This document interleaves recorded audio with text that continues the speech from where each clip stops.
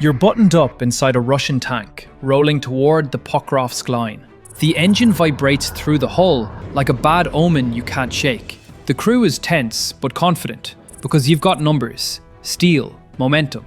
A column behind you that looks, on paper, like it can smash a trench line into dust. Ahead, the road bends through a thin tree line. There's a gap in the smoke, a corridor that looks open. You push, and somewhere above you, something small and invisible is already watching. Not a jet, not a helicopter, not even a sniper you can point at. Just a cheap little eye in the sky, hovering quietly, feeding your exact location into a system that doesn't care how thick your armor is. You don't hear the first link in the chain, you feel the last. A sudden flash ahead.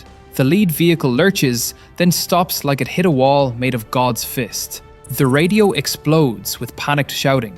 Your driver brakes. Vehicles stack up behind you because tanks don't teleport. They jam. Then another hit. This time behind you. Now you're boxed in, front blocked, rear burning. And that's when the real nightmare starts, because the air above the road fills with the sound of angry insects. A drone drops, another follows, then another. Something slams into the turret ring of the tank in front of you, and the hatch blows open like a popped can. You're screaming at your gunner to find a target, but what target? The thing killing you is somewhere above, then gone, then above again. Within minutes, the assault is dismantled, not by one weapon, by a sequence, a rhythm, a 7-step dance that tanks can't escape. And if you're Russia, the scariest part is that Ukraine can run that dance again, and again, and again. Because what's killing Russian armor isn't a miracle missile, it's a kill chain. Now let's break it down, step by step, so you can see exactly why Russian columns keep driving into roads that look open and turning into burning traffic jams before they ever reach the trench line. A tank kill chain is not a single weapon. It's not the FPV drone did it. It's not HIMARS did it. It's not mines did it. It's the sequence from first detection to final kill. Find, fix, funnel, strip protection, break the column, kill stalled armor, finish survivors, exploit the wreckage, reset, repeat. And Ukraine's advantage isn't that it has one magical tool. It's that it integrates everything into one fast, brutal process. Recon drones and FPVs, minefields and remote mining, artillery and rockets, anti-tank teams, and digital comms that turn a spotting report into a strike in minutes, not hours. That's how you get those nightmare outcomes that keep showing up in drone footage and OSINT breakdowns. The engagement starts with a neat Russian formation and ends with a scatter of wrecks, a clogged road, and a retreat that looks less like a maneuver and more like a stampede. It's also why drones have become such a dominant battlefield force. Ukraine has openly emphasized how drone strikes are now responsible for a huge share of target destruction, and how those strikes are recorded and verified as part of a system that rewards performance and scales results. But here's the key. Drones don't replace everything else. They connect everything else. They are the nervous system. And once you understand the nervous system, you understand why the kill chain time is measured in minutes, not hours. So let's walk through the 7 steps. And as we do, keep one idea looping in your head, like a chorus you can't escape. You don't die because Ukraine has one perfect weapon. You die because you got caught inside the chain. Step 1, find. This is where the story really starts, and it starts long before the Russian column moves. Hours before an assault, sometimes days, Ukrainian recon drones are mapping likely approach routes, tree lines, intersections, culverts, and the quiet little bends in farm roads where a tank column can be forced to slow down. Quadcopters peek over hedgerows. Fixed-wing drones orbit higher and wider, watching for staging areas. They're not just searching for tanks, they're searching for patterns. Because Russian assaults don't appear from nothing. They assemble, they fuel, they move in groups. They use certain roads because heavy vehicles have to. And Ukraine's drone operators are not just filming cool footage for the internet, they're building a living map. When the column finally starts moving, the small recon drones track it like a wildlife documentary that ends in a volcanic eruption. Every vehicle is counted, every gap is noted, every air defense truck, every electronic warfare vehicle, every engineer system, every tank with a ridiculous cage welded on top, like it's trying to cosplay as a medieval hedgehog. And that live feed doesn't just stay in one operator's headset. It gets shared through digital map apps, unit chat systems, and fire control networks. Coordinates become grid squares become targets. This is where Russian armor starts losing the battle without knowing it. Because the moment you're spotted, you're on the board. And in many sectors, Ukraine isn't just spotting near the line. It's pushing surveillance deeper and deeper behind it, building what some describe as drone-filled kill zones that restrict movement and punish any attempt to maneuver. Step 2. Fix and funnel. Finding you is one thing. Making sure you can't escape is another. This is the step where the battlefield gets shaped like a trap. Mines, pre-laid minefields, scatterable mines, obstacles, anti-tank ditches, dragon's teeth, burned out wrecks that conveniently block the only hard road through a muddy area. If you're Russia, you want freedom of maneuver. You want to spread out, pick your line, hit fast, keep moving. Ukraine wants the opposite. Ukraine wants you on a predictable corridor, a road that looks open but is pre-registered as a kill lane, a funnel. And here's where it gets nasty. Remote mining and rapid reseeding of routes can close exits while the assault is already underway. Imagine you're in the turret and your commander is yelling, go around the wreck, but the shoulder is soft mud. The ditch is deeper than it looked. The field to the side is mined. And even if it isn't mined, you don't know that. So you do what tanks always do under pressure. You stay on the road, you stay in the funnel, and the kill chain tightens. Step 3. Strip protection. This is the part that makes Russian columns feel like they're being hunted by ghosts. Because a tank column doesn't just roll in alone. It brings protection, air defense, electronic warfare, jammers, sometimes a Pantsir or Tor system somewhere back, sometimes EW vehicles that are supposed to blind drones and jam control links. If that umbrella stays up,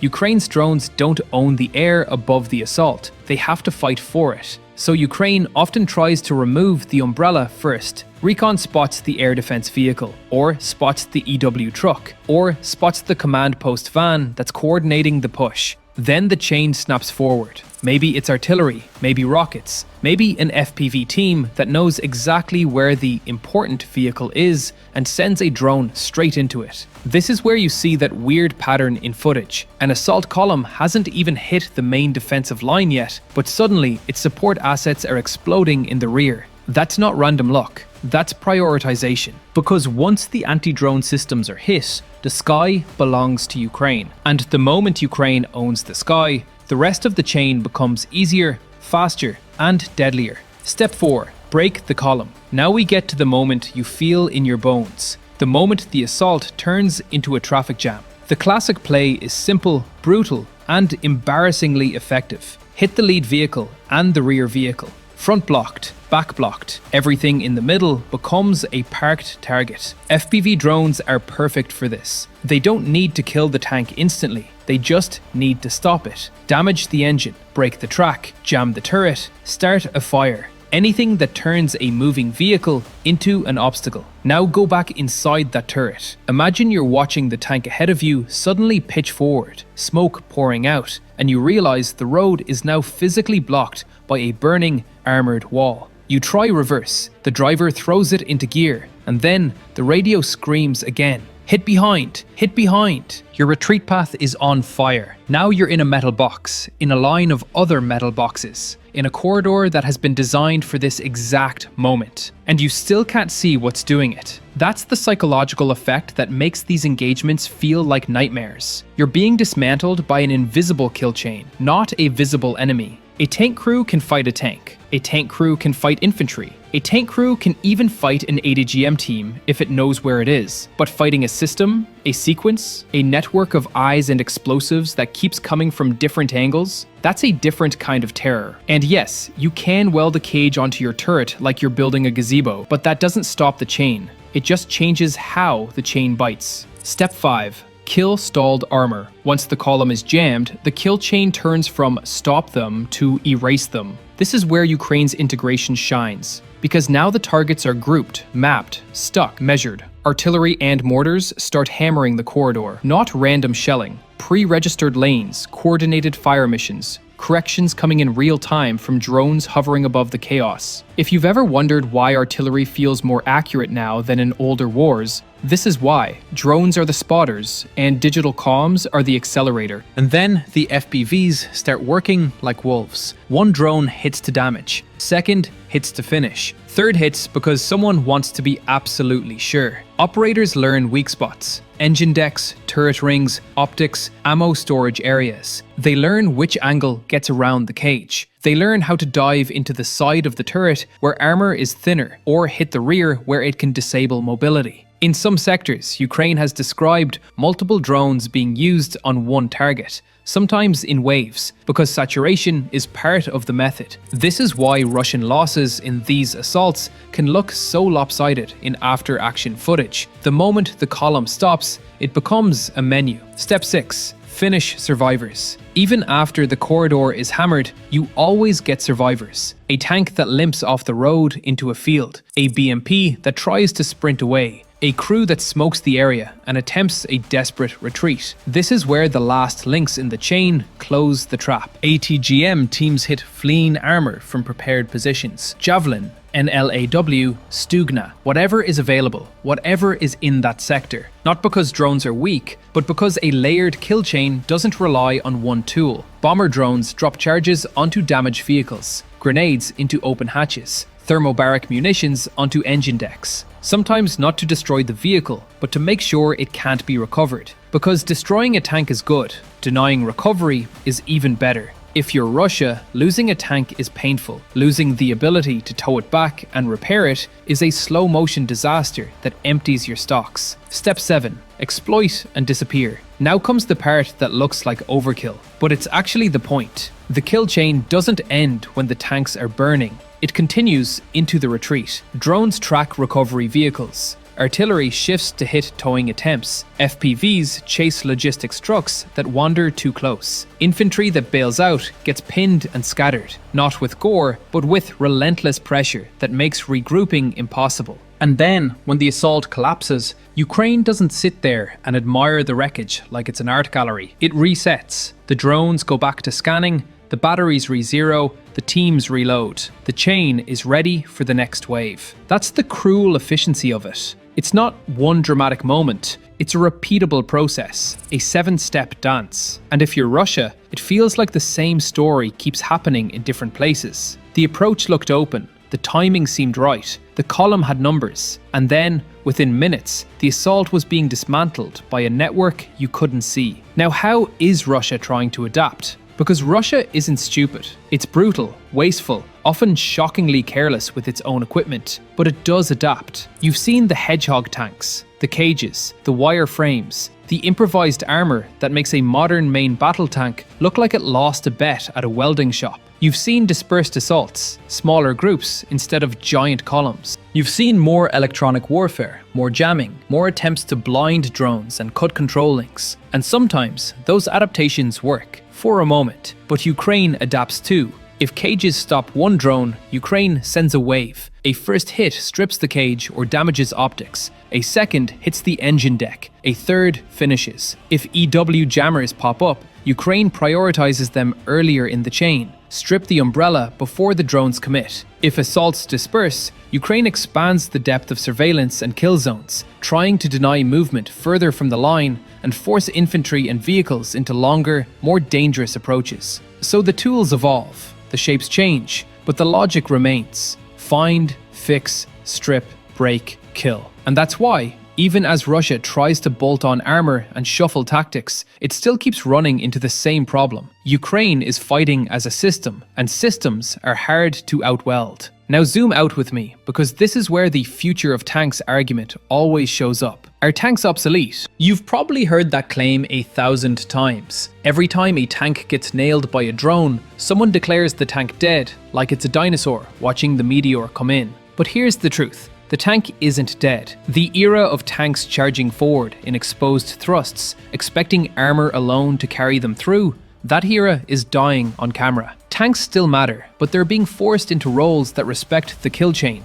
More Overwatch, more indirect fire support, more working under layered air defense, more coordination with infantry and engineers, more hiding, more moving in short bursts instead of grand armoured parade pushes. The side with the better kill chain decides whether tanks live or die. Because what Ukraine has demonstrated isn't just that drones can kill tanks, it's that integration can kill tactics. And when you integrate drones with artillery, mines, ATGM teams, and digital comms, you get a battlefield where time is compressed, where the distance between spotted and burning wreck is measured in minutes. That's why, in sector after sector, you see this same pattern repeated. A Russian assault rolls in with confidence, and then the corridor erupts like it was cursed. And yes, Russia can try to adapt by welding more metal onto its tanks. It can try to jam the air. It can try to disperse. But it's trying to solve a system problem with hardware hacks. It's like showing up to a chess match and bringing a bigger chair. It doesn't change the fact that you're still about to get checkmated. And here's the bleakest part for Russia. This isn't just one elite Ukrainian unit pulling off a magic trick. Ukraine has built a culture around drone warfare, around verification, around scaling results, around rewarding units that can feed the machine. That means the kill chain isn't a one-off. It's a playbook. It spreads, it gets taught, it gets refined. So when a Russian commander orders another push, he isn't ordering one battle. He's ordering another run through the same 7-step dance. And the dance doesn't care how brave your crew is. It doesn't care how thick your frontal armor is. It doesn't care how confident your briefing sounded at 0600. Because the moment you roll into that corridor, you're already inside the chain. The Recon drone has you. The funnel has you. The umbrella is about to be stripped. The lead vehicle is about to be hit. The rear is about to burn. And somewhere above you, the next FPV is already diving, like gravity itself is angry. So the next time you see footage of a Russian column near Pokrovsk or Donetsk getting shredded in what looks like an instant, remember what you're really watching. You're not watching a single weapon. You're watching a process, a system, a 7-step dance that tanks can't escape. And the question that should keep every tank commander awake at night isn't, how do I stop the drone? It's, how do I stop the chain? Because in this war, steel doesn't decide who wins, the kill chain does.